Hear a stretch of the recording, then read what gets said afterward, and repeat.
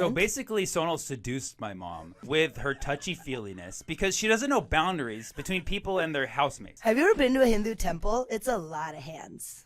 It's like one statue, millions of hands. You say we grab someone's ass? Like, I'm Hindu. I got like 80 hands, dude. Have you been to our temples? I mean, come on. Come on. Oh, my God. So, Sonal Agarwal. Yeah, 1G, 2Gs? double G. I'm a double G. Now, why do some Agarwals have 1G and some have 2? I think we're just trying to get those extra Scrabble points. Okay. What about Obaid? What kind of name is that? That's like Irish Arabian. It's Irish, yes. It's Irish. O apostrophe Bade. Bade? Bade. Bade? It's like my bed, yeah. Daidly, Yeah. daidly. What's it like being a brown person in Ireland? They call me Black Irish. Oh, me too. I Brown. got asked if I was black in Ireland. That is not a joke. That is real. Is there such a thing as brown Irish, though?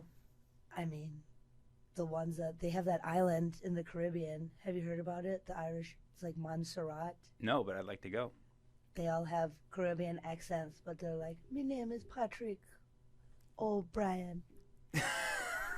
Wow, this podcast got real racist real fast. I'm just sharing facts. I mean, these are facts. Okay. I'm not making any commentary. I Real- don't have any bias Real question. towards. I love accents. Real question. You're a brown woman, right? Oh Lord. Is that appropriate? I mean, Are you a brown woman? technically yes. Demographically speaking, yes. Who's Census. allowed to call you a brown woman? Everybody. Okay. Is it racist to make fun of white people? No, that's not conceptually Why? possible. Because Why? racism is built in having access to power and privilege and resources, like Epstein Island. So no matter how much shit I talk about white people, ain't no brown people getting invited to Epstein Island. Okay. Period. Okay. First of all, I believe there were some brown people invited to Epstein Island. Like working as staff? Yes. That doesn't count. No, I mean like all access pass. Well, who knows? Maybe they got some benefits on the side. Yeah, I mean, no. Work benefits, workers' comp is Okay. not the invitation, the Okay. gold-plated invitation. Okay, I'm just saying it takes brown people to I make an would have island. crushed on Epstein Island. You would have. I'm just saying, I get along great with kids. So, noted. And Very popular. Have you heard the Kids Bop version of Old Town Road? It slaps. Okay. Invite me Well, for can you your- sing it? Yeah, it's like cowboy boots and cooties. My life is a movie. They edited out the boobies part, which is very strange to me because I feel like boobies is pretty much at the center of a baby's world. For some time. Oh, Should a child move on from boobies eventually? I guess. Yeah, you're right. I've moved on. Have you? No, never. I'm a big titty guy. Yeah. T. Are you Team T or Team A? Oh, I mean, definitely an ass man, but I appreciate all the bodies. You know, thick and thin. Let's just get it in. So you know how guys. Let's just get it in. Yeah. You know how guys are T or A, conventionally. Why's it got to You- be so binary? Isn't it like I a don't. Yeah. spectrum? No, I'm not into that. On the titty ass spectrum. I'm a legs guy, so I always have to be like I'm an L. Oh, right? You are a loser. Because I like legs. No, because you said See, you're an L. all you did, I've tried to get out of the binary system, and then you shun me for it. You're part of the problem. I Okay. love legs. Have you heard that Durando song? No. I'll sing it. Legs look good to me in the morning. Ow! Legs look good to me at night. Chicka chicka pow. Now, cut in the track. Edit it. We'll do that in post.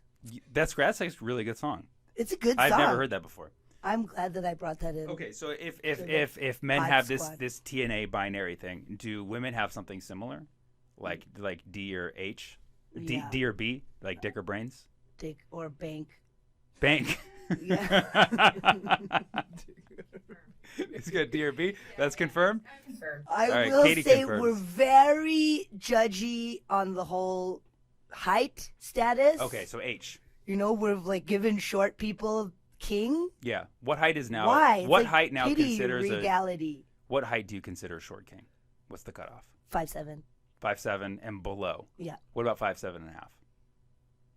Just regular king. He's a regular no king. Short. Yeah. Okay, that's good. That's good news for a lot of guys. How tall are you, Sammy? I'm 5'11". Ooh, Yeah. chicka-bow-wow. 6 on my dating apps. I'm 6. That's what's up. Yeah. Yeah. So that they get there and they're like, You, "Am I being gaslit right now?"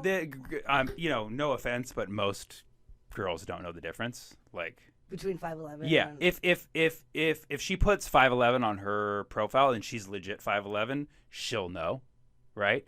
But if she's 5'2", she'll never fucking know. Why do I feel like you have collected data? I have. You are Because I a have. guy. You're That's a because I data have. guy. You know that? Did you know that when we wake up in the morning, we're like 1, maybe even 2 inches taller than when we are at the end of the day? Did you know that? And we weigh less too.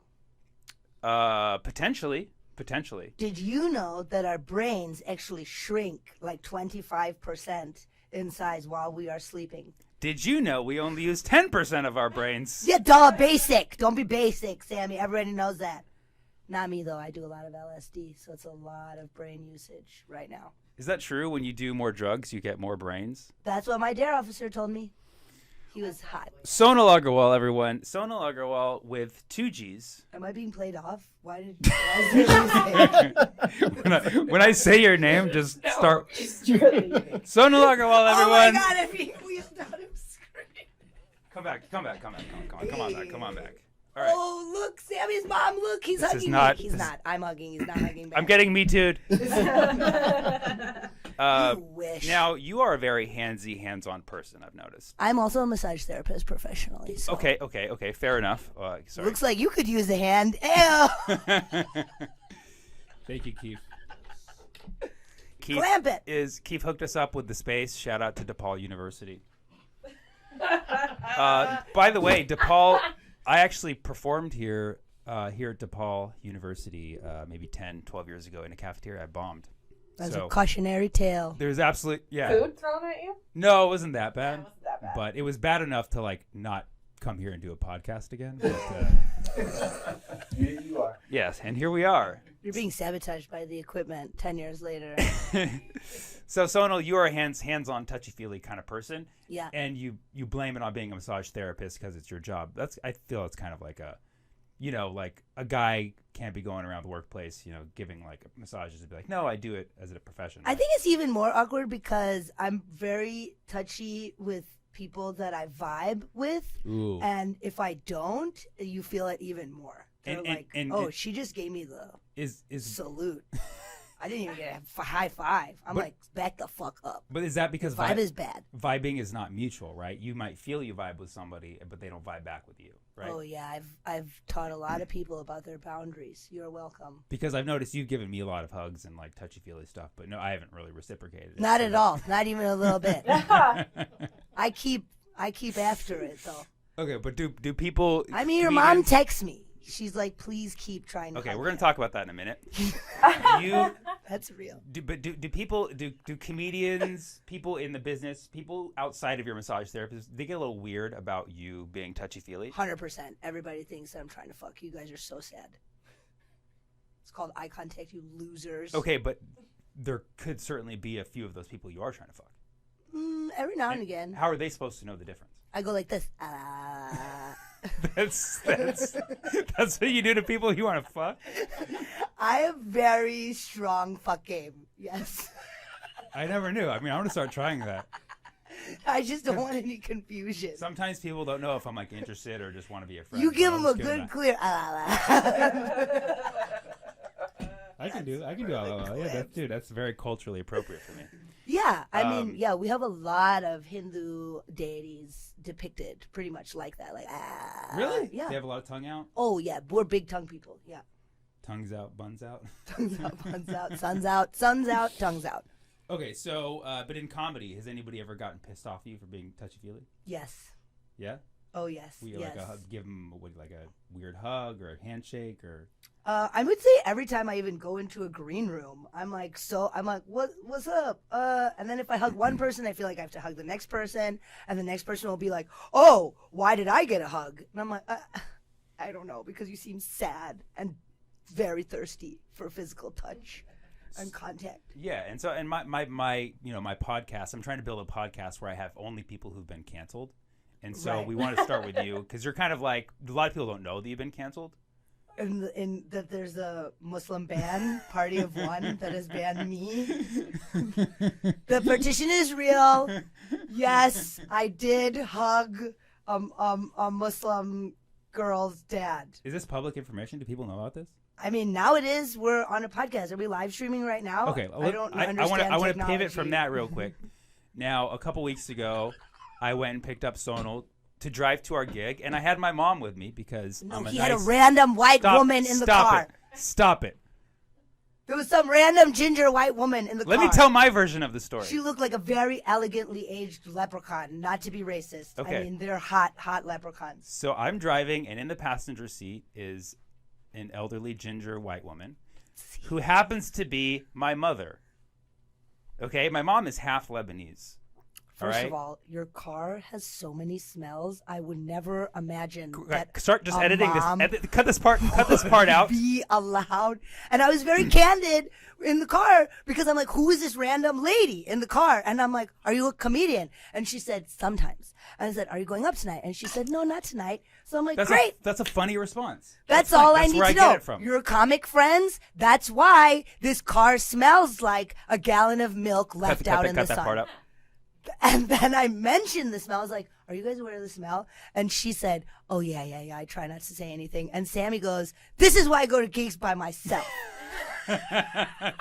That should have been the first clue that it was clearly my mom.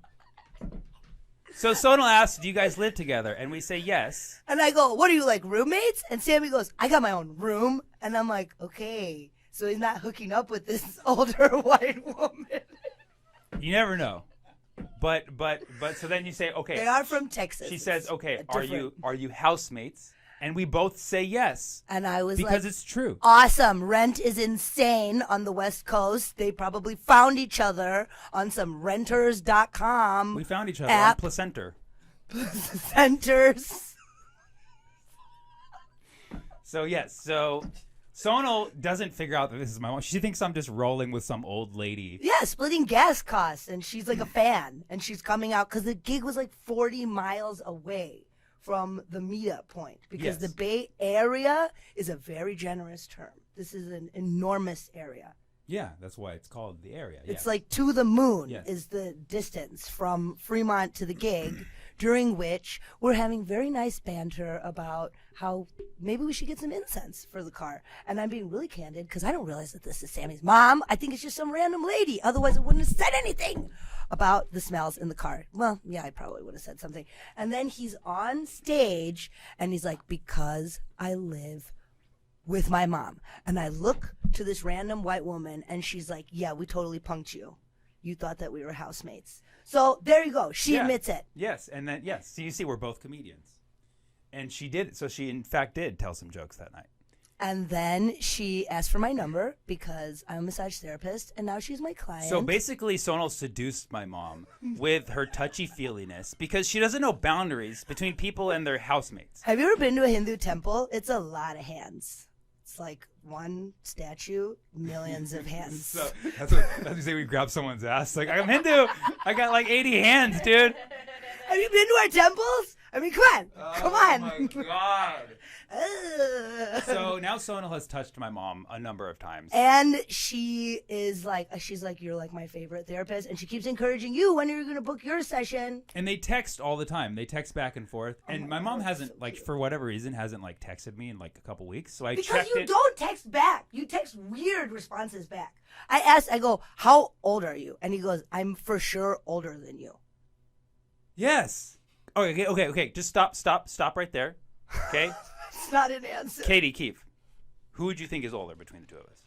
Well, that's just a trap. If I say you, No, there's no gender expectations here. We're not offended. Skin quality. Who's Skin older? quality. Him. Skin quality. Maturity. Based on maturity. Okay, fine. Tell us first maturity, then skin quality. based on the conversation I'm hearing, though, Sammy, you're really upset like a small child.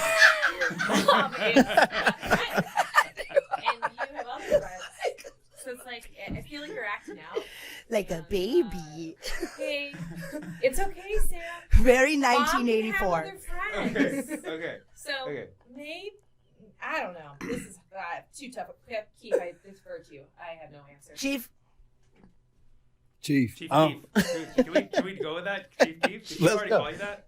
People don't call me that actually, but well, I yeah. did say big. Well, I was like the rapper, Nice Big job, Chief. Chief Keef. He's like, you Fuck mean yeah. Chief? He did have to correct me. Who looks older? Is that what we're Looks? asking? Yeah, yeah. Looks? Who would you guess to be older based on everything? That We're you doing see? looks, then maturity. Yeah. Everything that you see, feel from our vibrations. Vibes. The vibes. Yeah. Oh, Wisdom. Anything. I think Sammy is wise Thank you. Wow. Thank you. Smart and wise are And protective of my mother. and protective of his. No, I'm protective of my homegirl, aka your mother. I feel like it's immature to. Seduce someone's mom. Yes. Thank you. Thank you. I didn't know. I thought it was just some random white woman. Is that Because- mature? You made the bit, and now you said straight up it was your mom the whole time. Yeah. No, he didn't. She was my mom No, when he we didn't. picked her up. And No, she was he my made- mom no. when we dropped her off. No. She He didn't was know. like, this is my housemate. And then he's like, why would I just live with some random white woman? Obviously, she's my mom. I'm like, hello, racial bias. Keep talking, Why making is you this look- brown baby boy with this white lady? How do you know each See, other? racism is a quality of a younger. Internalized racial bias. I'm here. I'm ready to do the work. I'm ready to be vulnerable. Okay, I'm sorry. Actually, no. Racism makes you older. What do you? I mean, what do you? So I'm older. What do you? Yes. What I'm do still you, gonna say Sammy. you think I'm older? Yeah. And yeah, and that's great. Why? I don't know. Just say it. Say it. You look like you've been aged. You look like you've aged. Yeah. Are you a February birthday? Yes. Okay, because But I then think I also know Sammy's age, so Yeah. She knows that That's if somebody's why- gonna be older than me, they have to be yeah. pretty. is it February 14th? Valentine's Day? February 9th. Because I go up to him and I'm like, how old are you? And he goes, oh, I'm for sure older than you. And then just walks away. And I'm like, oh God, let me go ask the housemate because she seems to have intel. And she goes, February 9th, 1984. And I'm like, whoa, you guys are really close. You have like a very dynamic housemate relationship. Shit, I think I remember that fucking night pretty well, actually. And I'm like, were you like there? Were you there for? And she's like, yeah, I was in the neighborhood. Yeah. She's very funny. And they really got me. Okay, so Keith. 1983, by the way. Well, there you go. You're Oh. born in 1983? She's older than me. But let me explain why, okay? Let me explain why it's obvious that in actuality I'm older, okay? And it's not just because I look like I've aged more than she has, okay?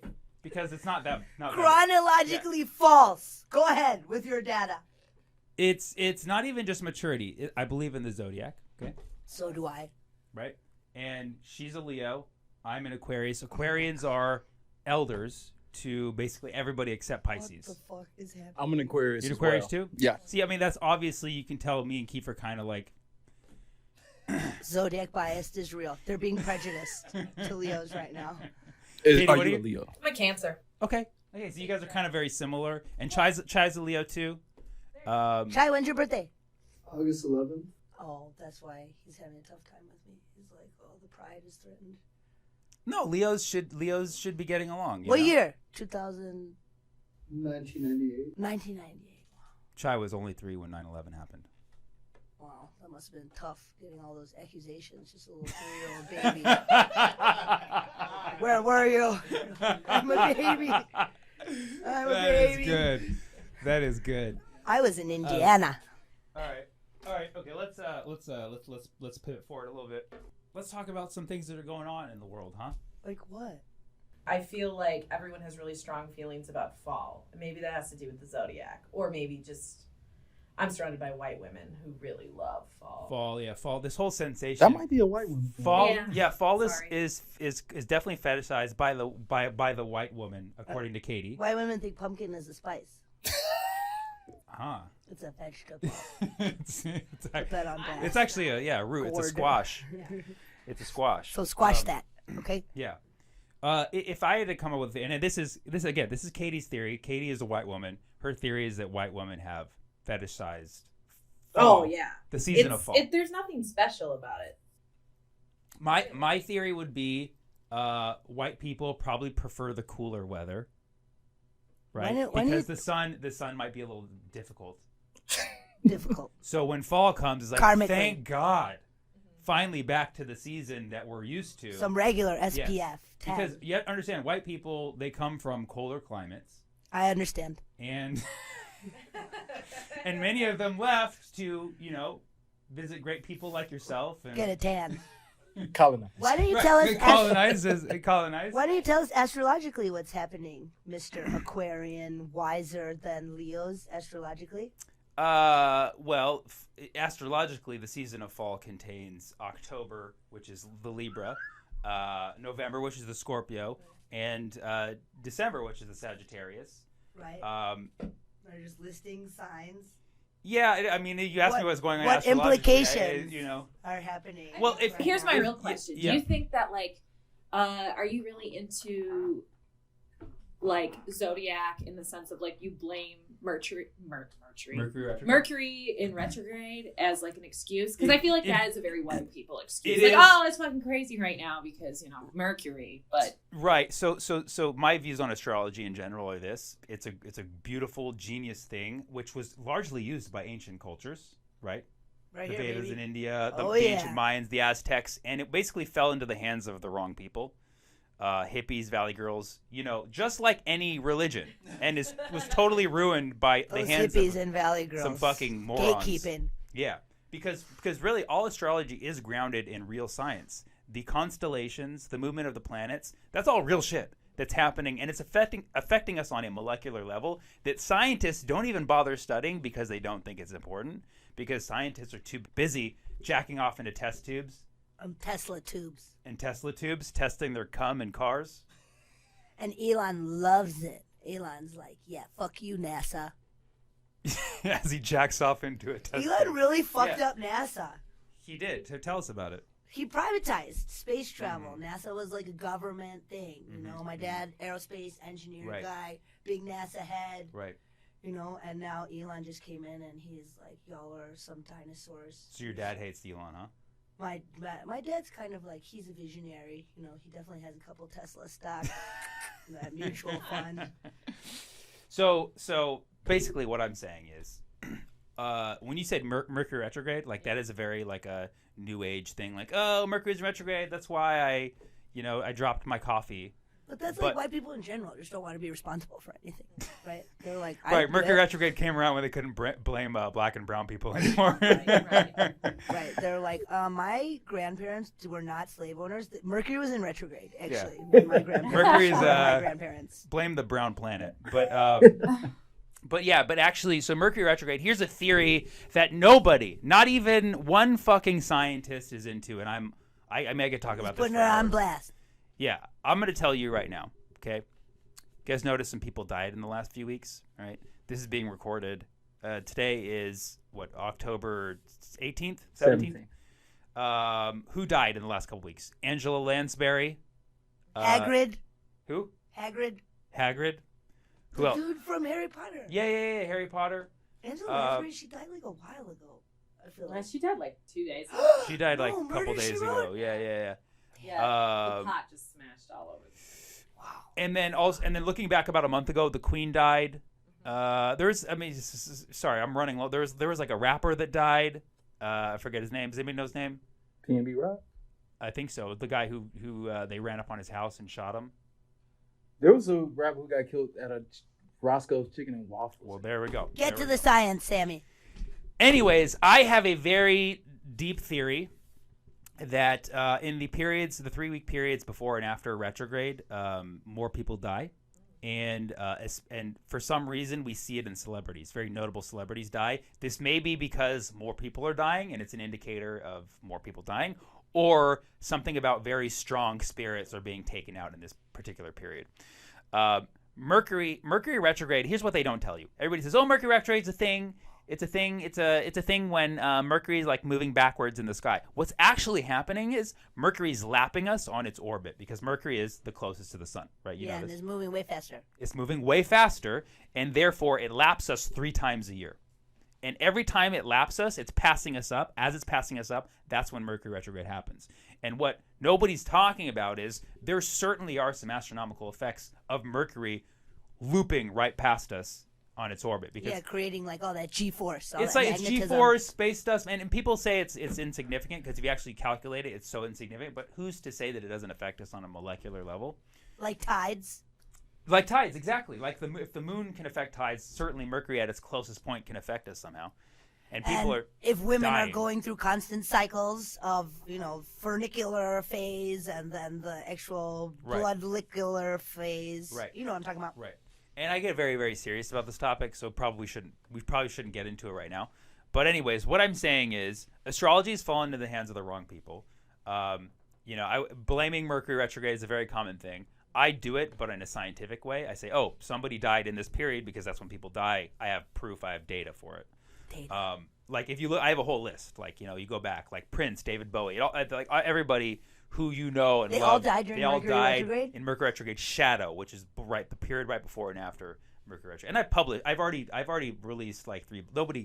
Nobody gives a shit until recently. Somebody DM'd me on Instagram and said, dude, I found you because I had this theory that maybe people were dying in retrograde, so I Googled it, and only your blog came up. So me and this guy are going to possibly try to publish the theory. Okay, great. Yeah. I hope you get funding for that. Hopefully we will. Maybe this podcast NASA, will. don't ask NASA. They're going through a rough time. So yes. So anyways, Mercury retrograde is real, but that's an aside. And going back to kind of fall and the fetishizing of fall, it's also a very commercial thing, right? People get all excited for pumpkin spice. Yeah, I mean, it's like a lattes.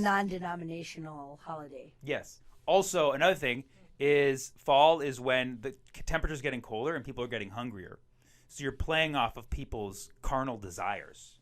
And that harvest time. The harvest time, exactly. You're like, oh, you're probably hungry, huh? You want a pumpkin spice latte? And then what's his name? That General Trevelyan guy that engineered the whole potato famine. That wasn't a famine at all. It was Oh, genocide. I should know about this because I'm Irish. It was genocide designed by the British. Really, I didn't know about that. Are you joking? I didn't know about that. You know about the potato famine? That was I knew totally about the potato famine. I didn't know that it was engineered. It was a fake famine. It was a fake famine. It was this British guys Fucking being Dr. like, Fauci "Here, again. you know what? Let's skip potatoes. And I say you should do some wheat. And this wheat is going to yield so much more food than these like fucked up blighty potatoes. I got you. And the Brits were like, there was food to send. There were actually relief ships and there was food. And the Brits were like, nah, they're okay. They're fine. Let them die. Let these gross, obeyed patty fuckers die. Wow, they got real racist at the end there. And it's not me, it's the British. And this Fuck is- them. and- Ding dong, the witch is dead. Okay? And this is why you're canceled. All right, do we have another? Try and cancel I, me, baby. I was interested to see you were touching base on it, this idea of space exploration, because you've been talking about space the whole time. Did you go to Mars? Sam? Would I go to It's Mars to it's do a a gig? one-way. It's similar. A one-nighter? Well, no, like right now the 20-year plan for trip. Mars is like you get one way to go and you can't come back. You have to live on Mars forever, or Do you remember? Yeah, when- no. no. Why? I'm not going to Mars. No, What about I'm team stay on the planet till it burns. stay on the planet till it burns? I'm Like, a loyalist. I'm a what Earth about loyalist. fixing the planet? What about regenerating the No, planet with no, like no. mushroom magic? No, if somebody else wants to do that, fine. Not me. You haven't I'll- seen Paul Stamets clean up the oil spills with the mushrooms? No. Oh. How are you gonna do that? The mushrooms are like the original internet of the planet. Mycelium. And the way that information travels, the internet was actually based off of how Mushrooms? yeah. No shit. I swear Can to somebody God. look this up? I swear to God. Please fact check me right now. Really? Based on how mushrooms, have a heart the attack. internal Because structure I of do mushrooms. be talking shit, but every now and again I say things that are real. That's how you don't know if what I'm saying is based in Why am I googling mushrooms are the original internet? Because I want to know if that's true. Is that true? I'm pretty sure that the I don't know just if backed it up like it was. way that information is transmitted. And just going back to the October thing, great time if you want to go out and explore psychedelically. There's a lot of things to be harvested right now. Confirmed. Here's your mushroom theory. Yes, bitch, yes. Uh, Give me that confirmation. It says Oh my God, I'm so hard right you would now. be surprised to know that the original internet is actually 1.3 billion years old. That's right. The World Wide Web mimics the first organism on Earth, fungi. Yeah. So they Sometimes I know provide a thread-like vegetative portion of fungi underneath your feet, like the original internet. I still don't understand, and we'll have to fact check that myself later. But I did okay on my SATs. Okay. Yeah. What was your are they SAT score? listening? Are I don't mushrooms remember. listening to everything you're doing all the time? who is what? Are mushrooms listening to everything you're doing all the time? Oh, are Like the mushrooms internet? high? Are mushrooms like the top of the kingdoms, or like the most intelligent creatures, and we just don't know it? We don't know. We don't have the Consciousness. technology to perceive. We barely have mics for this podcast. I mean, they grow. We can't they, hear the mushrooms. They grow on our shit, right? Yeah. So you have animals which are the perceived top of the kingdom chain, and mushrooms, they grow on our excrement, so they have access to our DNA, right? They have our intelligence. And cow dung is a source of fuel in a lot of places in the world, and cow dung also a source of mushrooms. So consciousness revealed and fire, all from poop. Shit. Okay. So what? What do we? Can we have one more topic? Okay, so completely different topic. What do we look at in 2023? What are you looking forward to? Like, what's your plan? So I actually I'm gonna be working a lot next year. I have a lot of dates booked already, but I Are we wanted going on to. tour or what? Depends Give on the people what they want. depends on if you break things off with my mom or not. Never. Why don't you encourage your mom having healthy female friendships? Okay, how about Why are you this? such a cockblock? Let me just. I just want to know, like, loyalty. Loyalty is important to me. Would you cancel your relationship with my mom to go on the road with me? Absolutely not, Rose. I can't believe he's doing this to us in Okay, public okay, on the live Okay, stream. fair enough. You're booked. Thank you. That was the right answer. Yes, Don't yes. betray my mother.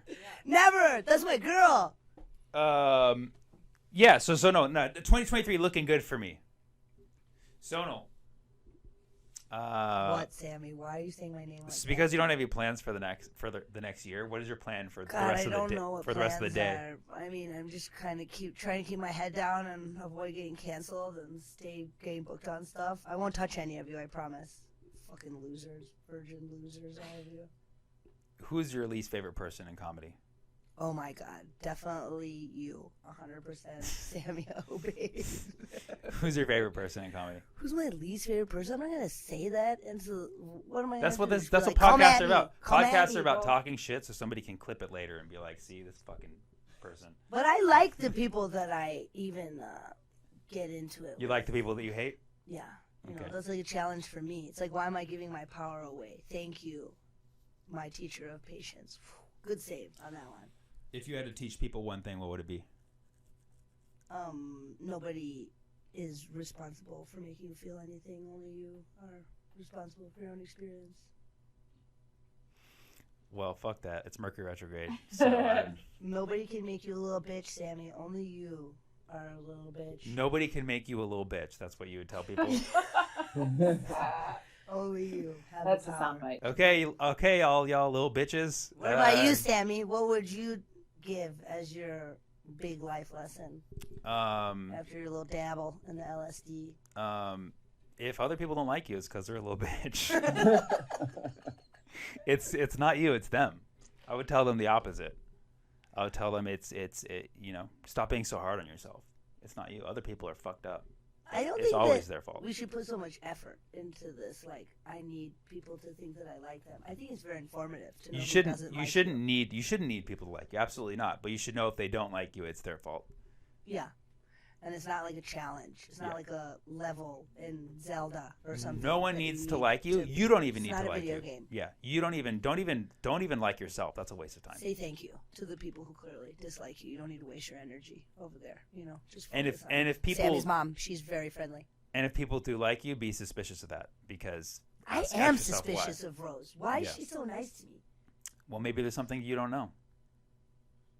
Maybe there's stuff that you don't know. Sonal Agarwal, thank you so much for joining us. Please stay the fuck away from my mom. Rose, text me. I'll call you next week. She's not gonna watch this. All right, thank you guys.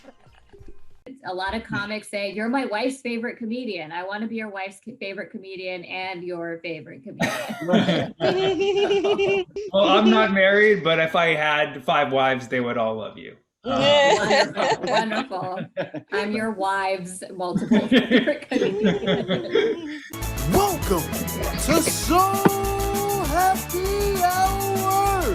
And now, your host, Semi Obey. It's been an all right week. I don't know if you heard this, but Amazon is supporting legalization of marijuana. What? Yeah, Amazon endorsed legalizing weed, and they dropped their weed testing requirements for employees. Yeah, so pretty soon they're going to roll out someday shipping. Are you a Dime member? This week, a man's wallet was recovered near a bar where it was stolen 20 years ago. Unfortunately, the wallet still contained his $50 Blockbuster card. There was a cyber attack this week that shut down meat plants. It wouldn't be the first time that meat was beat to cyber. That was the best we could do. Trump shut down his blog this week because he was frustrated that it wasn't getting enough readership. Did you hear about that? Yeah. Which, as hysterical as that is honestly the most relatable thing he's ever done.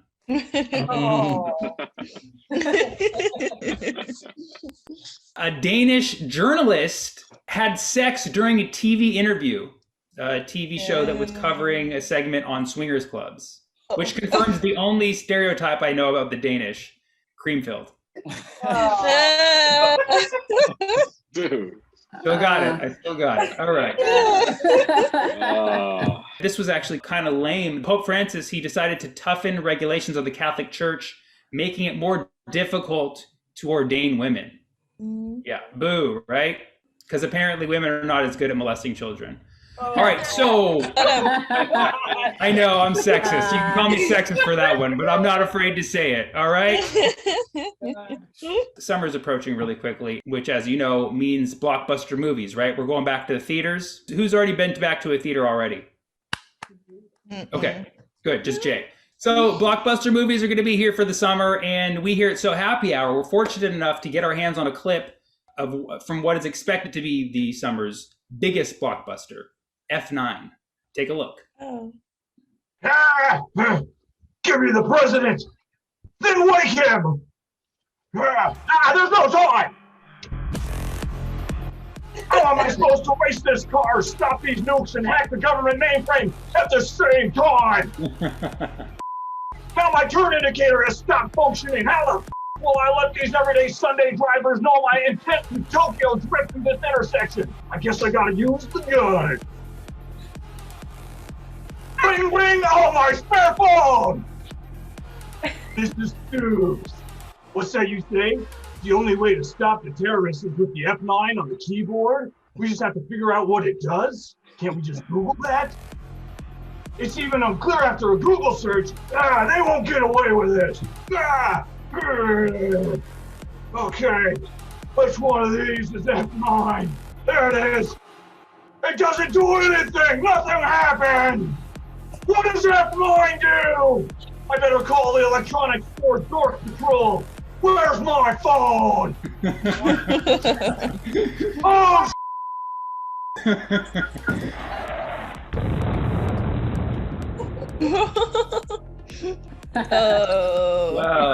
Well. I hope Stoops eventually figures out what F9 does. Find out this summer. All right. Thank you so much for being here. Like I said, we have two amazing guests today. Our first guest coming out here is a dear friend of mine. We've known each other for quite a while. Welcome to The Friend, our show, Zara Ali. Hello. Hey. Hi. Oh my gosh, I'm loving the pandemic beard. Oh, Keep it thank up, you bro. so much. Yeah, I think you what's saw up? me like at the very beginning when it was, well, I've shaved like 100 times. So you have a very, very nice background. Where did you pull that from? This is, I think this is Elon Musk's ski chalet on Mars. Yeah, that's what I'm going with. Great camera quality. Props to your camera quality. Awesome. Yeah, Zoom has beauty filters now. So this is not me. This is all Zoom beauty filters. Thanks, guys. Are you serious? Can we stop the show? I want to get my filter. You know what? I'll teach you after the show. It's pretty easy. Yeah, please. We're gonna do a Yeah, tech. yeah. So anybody wants to join, Zara's giving a seminar on how to beautify up your Zoom appearances. Hey. All right. Thank you so much for joining, Zara. Thank you for having me. I had to move up my daily 6 p.m. shower for this, so. How long do you normally shower for? Are you a long shower or a short showerer? It depends if I'm washing my hair or not, but if I am washing my hair, then yeah, it takes about 3 days to get out of the shower. So have you been out doing shows now that the world is reopening? I just started again, re-entering life last weekend. I'm a little rusty in the whole physical being out in the open amongst people, but my crowd work has not changed. And I feel like, that's just because I've been angry for the past year and a half. And so it's always fun to take out anger on unsuspecting audience members. Yeah, how long you guys been for? Okay. Exactly. But that's good. Yeah, I totally know what you mean. It is weird to talk to people who are not in squares. Yeah, so weird. It's like, I can see your whole body. What's going on? This is weird. Very weird. But cool. That's awesome. What have you been auditioning? Here and there, mostly on Zoom and self-tapes, but not in person yet. Are people auditioning in person right now? Is that a thing? I have. That's what I hear. That's what people are telling me. Either that or they're just like, they just don't want to hang out. They're like lying. Okay, that's fine. They have Priyanka Chopra, so they don't really need me in person. Is that who it is? It's you and Priyanka Chopra head to head, pretty much. Yeah, it's always me and Priyanka Chopra head to head. She gets everything because she's a superstar and she's married to a Jonas brother. Do you have any interest in the Jonas Brothers or not your thing? I think the youngest one of them, Frankie, might be single, but he looks like he's 12, so maybe not. We'll see. Whoever becomes eligible, if they're interested. If anyone swings that way, I'm down. If anyone's down with the Brown, I'm down. I'm still holding out for an NBA player. I've been trying to be on the Basketball Wives season 15 for, that's my goal. So we'll see. We'll see if we can make it happen in 2022. I believe in it. I believe in you. Now, you are part of facial recognition, and I've had Pallavi and Fizza here, and I wanted to wait until we could draw a full crowd of 18 people to make sure that we had you. Oh my gosh, I'm so honored. I'm so honored you all can meet the last third, all 18 of you. I'm so excited to meet you. Happy to be here for the brand. Now, of course, I have to ask every facial rec member when I have them on the show, who's your favorite facial rec member? You're my favorite facial rec member. Thank you so much. Thank you so much. I did host one time, December of 2019. So we'll have you back. We'll have you back whenever we come back live. You guys are doing Clubhouse too, right? We're on Clubhouse where Fizza is like the Clubhouse queen. And she submitted our show as part of their pilot program, and it got picked up. So awesome. Now we're going to be a weekly show on Clubhouse, and it's pretty dope. It's going to be fun. We've added fun segments, so you could it's funny and amazing, a lot like our live shows and our Zoom shows, but we also added fun segments like we get a bunch of white people to try to pronounce Indian desserts or other brown desserts. And it's always educational and really fun. Oh man, that's awesome. Very cool. So you also, you were in a podcast called Two Girls, One Guy. I was that we retired that. Yeah. Why the guy? Just too much, you guys? I think we just started hating all guys. So even one guy in our presence was just too much. It was just, we just didn't have the tolerance for it anymore. And then I think as a whole around 2018, 2019, we canceled men altogether. So yeah, it just, it ran its course, and then my co-host Carlisle Forrester, became a really popular comedian. And then I started touring with Facial Rec. So I think it was just because we just graduated from us to giving a about men because we were both basically together in it as like younger comedians trying to figure out like, oh, what's wrong with men? And then we realized it's not worth finding out. Yeah.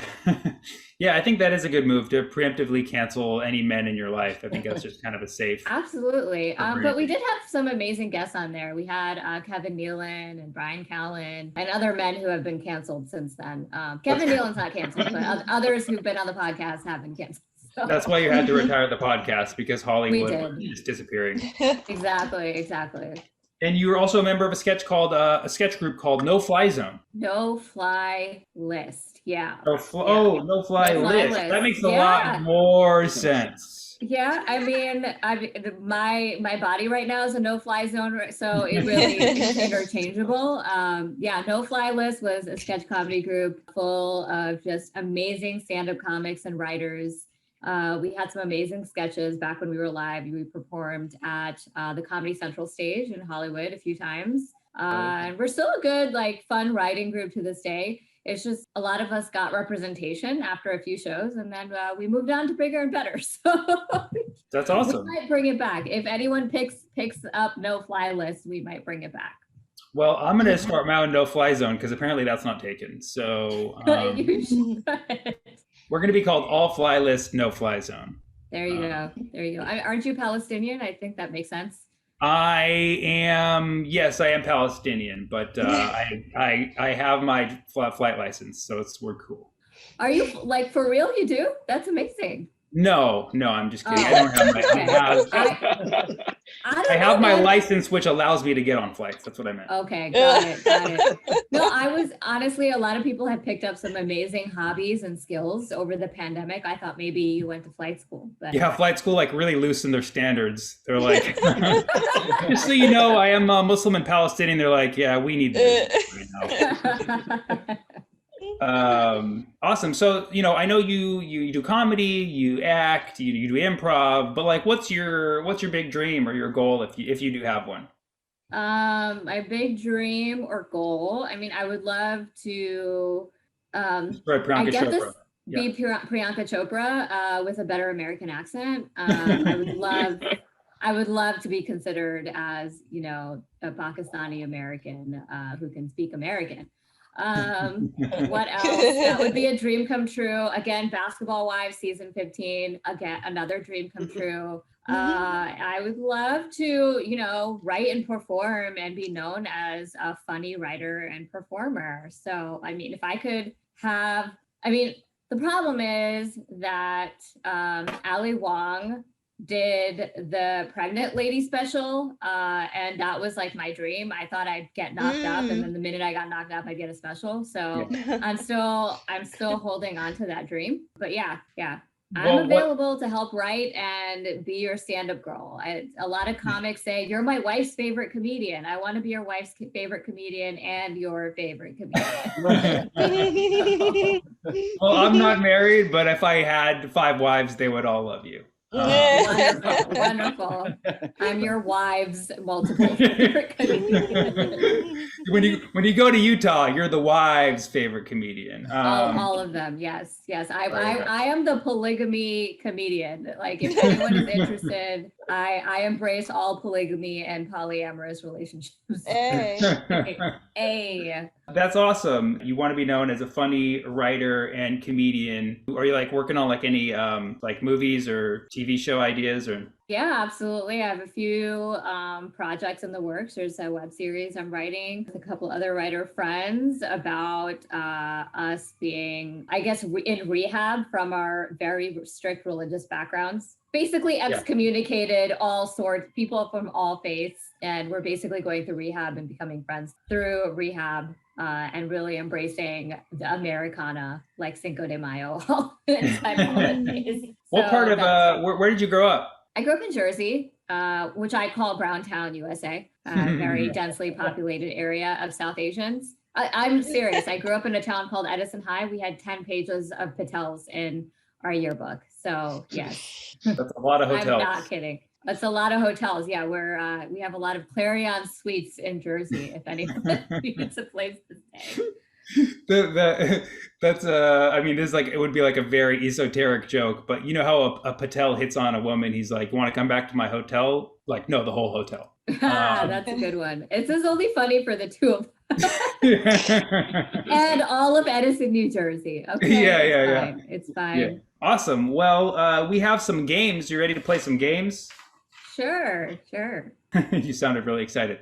No, I am excited. I have it. Fun fact, I love game shows. I watch the Game Show Network religiously. And 2018, one of my dreams came true where I met Steve Harvey and I was on his show. I still, actually, that would be a dream come true if I could like host a game show. But yeah, it was pretty cool. So, okay, so I think we've established then your dream is to be a game show host, and you'd be the first Pakistani American game show host, as far as I know. I think so. I don't think anyone else is out about being Pakistani secondly.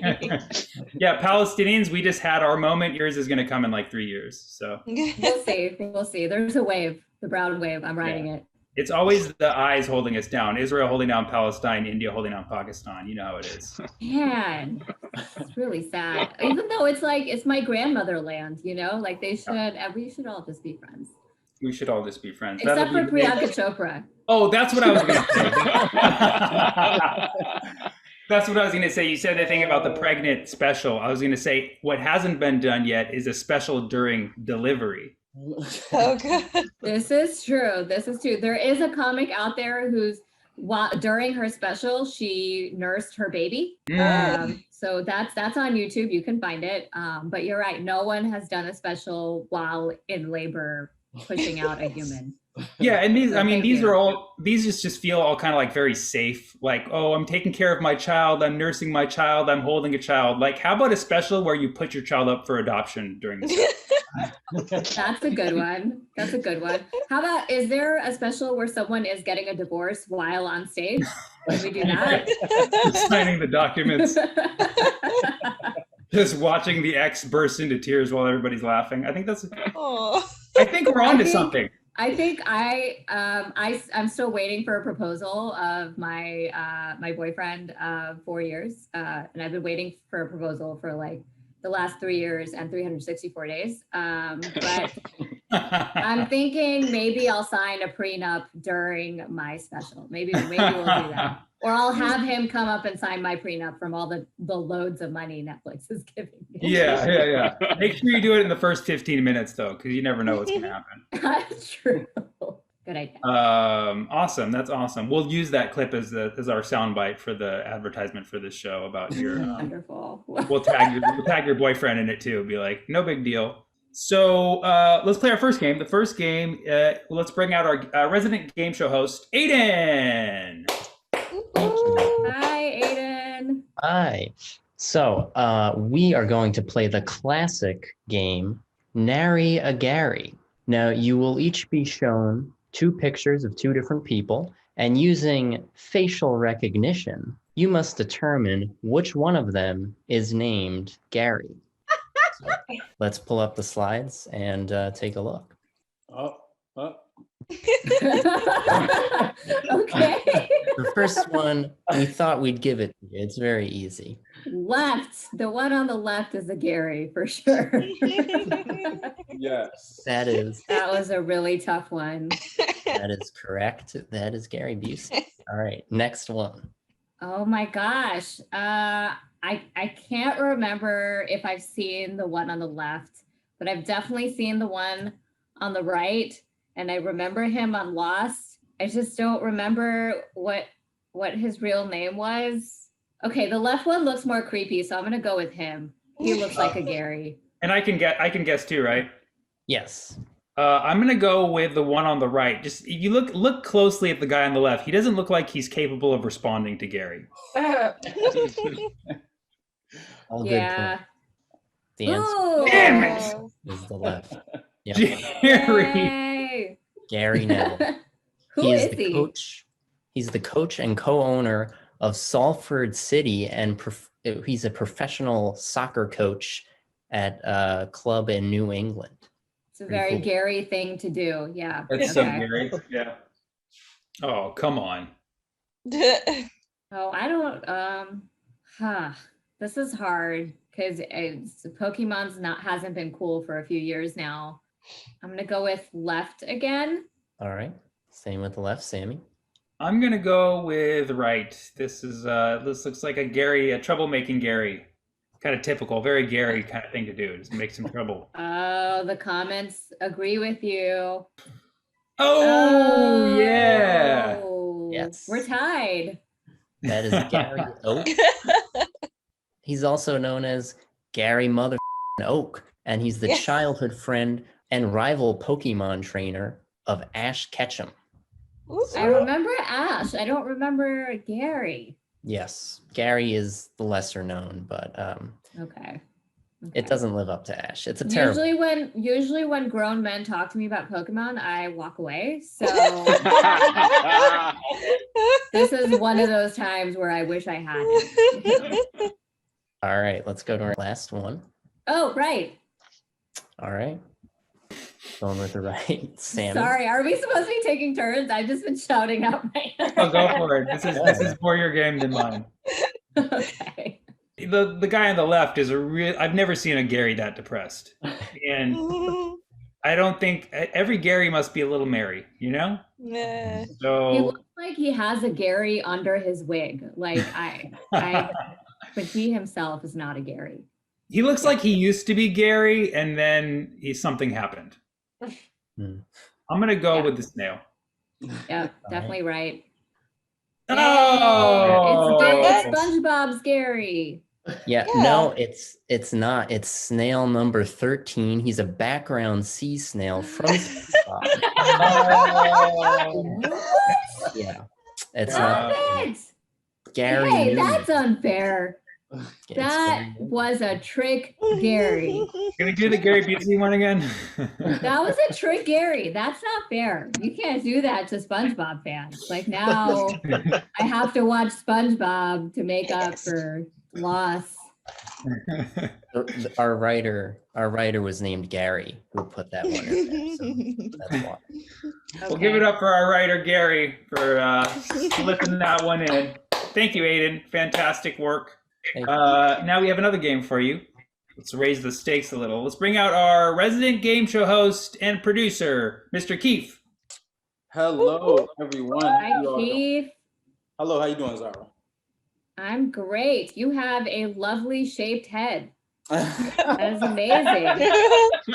I've heard that before. Thank you. It suits you so well. You know, there's some people who don't have oddly shaped, the dome isn't as precise as yours is. Yeah. You know, it works for you. Thank Your you. head symmetric as Yeah, I lost my hair early, so I'm glad that that worked Couldn't out. even do that with a protractor. Is it a protractor or a compass? I don't know. Whatever. God's work. Sorry, I don't do math jokes. That's more Sammy's thing. But well. Well, speaking of math, we're going to be playing a game. It is called Math Word Problems. Stop! No! I'm not ready for this. Okay. Yes. So I'm the one brown girl who scored lower on her math SAT. Okay, like this No. We're about to change that. so I'm just gonna read a word problem to you all. You both have 30 seconds to solve. Wait, hold on. Let me get a pen and paper. Okay. All right. If you have that, great. If not, mental math, that's always good. Let me know when you are ready. Ready. Nervous. And just so you know, we will send the test results to all your aunts and uncles. All right. So I'm gonna read this slowly. Try to take it all in. Manoj is in traffic. There are 3 cars ahead of him and 16 behind him. As he sees the cars move forward, a red Honda Civic cuts him off, and he begins to shout at the people around him, saying, "What is wrong with you people? $12 an hour isn't a livable wage. We need more." He starts to sob silently to himself inside of his silver Chevy Malibu. The age of Manoj after 15 years is 4 times the age of that 15 years before. His present age is... Can I you didn't repeat even the understand that question. I'm not gonna lie. Can you repeat the last part? I did not even What? understand that. I'm sorry. My brain turned off when you started saying present age because no one's their real age in Hollywood. I am 62 years old, actually. Wow. I don't know. What? Never calculated anybody's age in the past 6 years since I've been in LA. Why are you asking me to do this now? Like, I just believe what people tell me. The age of Manoj after 15 years is 4 times the age of that 15 years before. His present age is, I'll give you the multiple choice answers. A is 10 years, B would be 15 years, C is 20 years, and D is 25 years. Can I do E, none of the above, or all of the above? Can you repeat the last part of the question one more time? The age of Manoj after 15 years is 4 times the age of that 15 years before. Can you give the answer? I think Sammy is Wait, what state are we driving in? Ohio. We're driving. We're driving in Ohio. Okay. Does anybody know the driving age in Ohio? Ooh. Anybody? All right. I'm not sure. But. Useless. Wait, what are the answers again? The multiple choice? 10 years, 15 years, 20 years, and 25 years. And we're like a minute and a half at this point. Were we? Oh, these are timed? Sorry, are these being timed? I said 30 seconds, but I didn't even start the timer, so that's my fault. That's my fault. So the timer is going off now. Okay, at 15. Yeah, I'm saying 15 as well.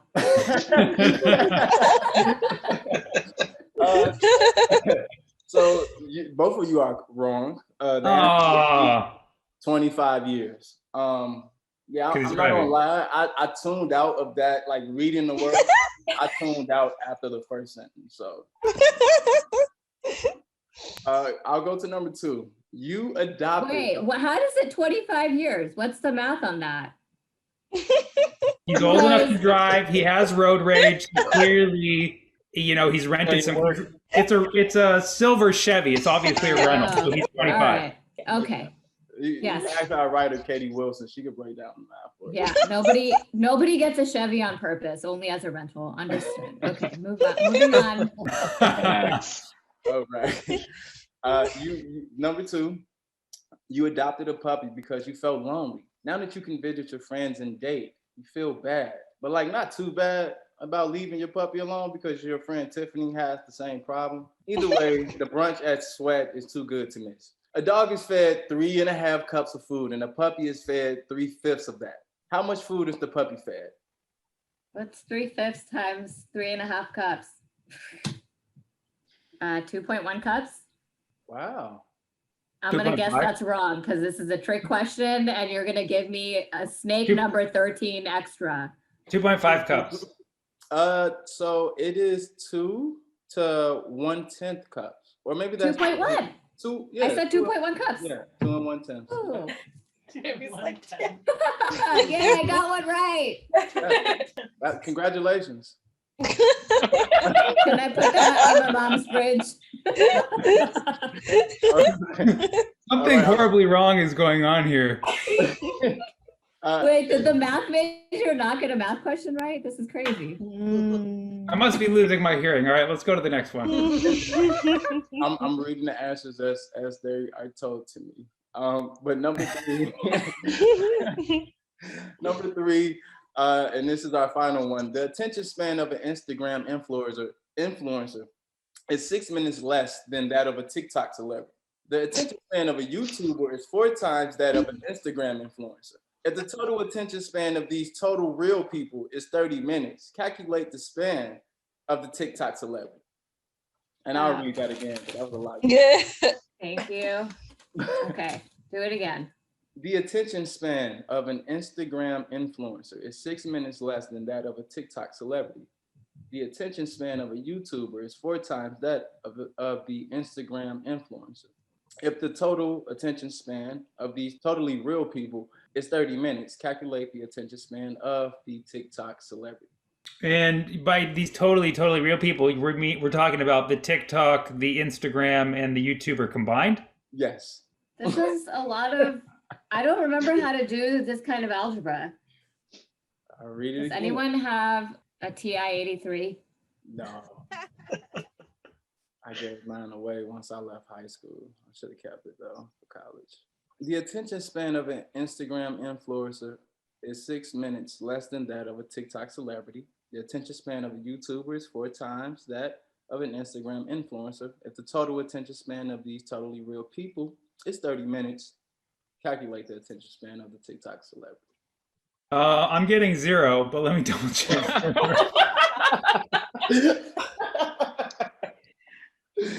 I'll say that is not the answer that I'm being told. I'm gonna guess 5 minutes, 5 minutes, okay. but I'm pretty sure I don't remember how to do algebra, so I could be wrong. Well, I'll give you a hint. That is wrong. This is some like binomial crap that I forgot. 12 minutes. 12 minutes. That's my final answer. You know what, Sammy? It's crazy that 12 minutes is actually one of the answers, but it's not saying that that's the answer. What are the other answers? So I have A is 12 minutes, B is 10 minutes, and I'm being told that that's the answer. And C is, but really less than a minute because it's TikTok. All right. But yeah, I'm being told that it was 10 minutes, guys. I'm sorry. Well, tell the person who's telling you that it's wrong. All right. Well, we'll have our resident teacher make sure to go over these next time. So does that mean Zara won this game because I've been striking out? Yeah, I feel like we're tied. Are we tied? I don't know if Sammy got one. I know you got the 2.1. You got one, and I'm all zeros. Yeah. Yeah. So Zara, you are the winner. Congratulations. I beat the math comedian. Oh my god! Wow. Go ahead. Tell all your cousins. This is amazing. This is amazing. This is like one of the best comedy moments and math moments of my adult life. Thank you. Thank you. Thank you so much, Keith. Fantastic job. Thank you, Thanks, Katie, Keith. for writing that. I will check the work later. So much fun. Zara, thank you so much for coming. And anything you want to let us know? Where can we find you? What we can catch coming up of yours? Oh my gosh. Just follow me on Instagram. I'm at Really Zara. Zara is spelled Zahra. I'm Really Zara on all the socials these days. I spend more time on Clubhouse, but yeah, follow me. It's where I post all live, IRL, and virtual shows and all the other bullshit I have to say. So just come find me. Oh, and if you are on Clubhouse, Facial Recognition Comedy is doing our monthly shows on Clubhouse every Monday at 7 p.m. Pacific. And I think our official season is starting June 14th. So mark your calendars. We will be there every Monday. All right. Yeah, mark your calendars. Great. Thank you so much, Zara. Thanks for coming by. Thank you. Thanks Everybody up for Zara. Ali. Thanks, everybody. Bye. Catch you at a show soon, I'm sure. Fantastic. Y'all ready for some tunes? Yeah. Sir. Hell yeah. All right. This guy is amazing. I've seen him perform for many, many years. Always wows me. He's got some amazing songs for you tonight. Let's give it up for our musical guest, Mr. Drennan Davis. All right.